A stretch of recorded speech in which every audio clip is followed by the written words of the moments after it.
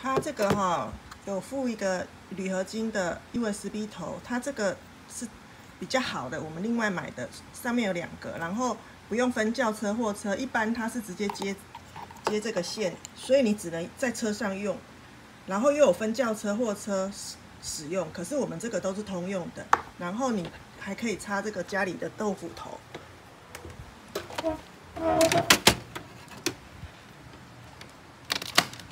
好，这样就可以用。然后它每一边都是独立的开关，而且是无刷的，只有10分贝的吵。